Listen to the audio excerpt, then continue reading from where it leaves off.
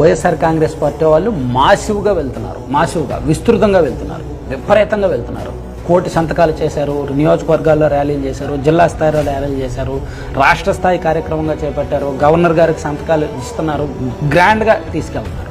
కొన్ని నెలల నుంచి కూడా వైసీపీ వాళ్ళు ఆ పీపీపీకి వ్యతిరేకంగా మాసివ్ ప్రోగ్రామ్స్ చేయడంలో సక్సెస్ అయ్యారు అనేది మనం మర్చిపోకూడదు.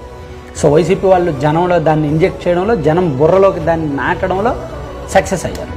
ఇక్కడ పార్టీ డెడికేషన్, పార్టీ ప్రణాళిక మనం అర్థం చేసుకోవాలి.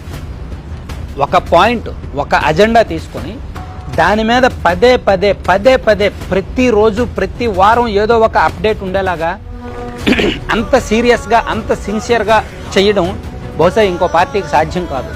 కానీ వైసీపీ వాళ్ళు చూడండి, మెడికల్ కాలేజీల పీపీపీకి వ్యతిరేకం అనే అంశం ఆ టాపిక్ ట్రెండింగ్లో లేనప్పటికీ, ఆ టాపిక్ బర్నింగ్లో లేనప్పటికీ, తాజా అంశాలు ఏవి మెడికల్ కాలేజీల పీపీపీ అంశం చుట్టూ లేనప్పటికీ, పెద్ద వార్తాంశం లేదా ప్రభుత్వం తాజాగా ఏ నిర్ణయం లేనప్పటికీ వాళ్ళు అనుకున్నారు అంతే, దీనికి వ్యతిరేకంగా మనం ఫైట్ చేయాలి, అవసరమైతే 5 ఏళ్ళు ఫైట్ చేయాలి అనుకున్నారు అంతే, చేస్తున్నారు.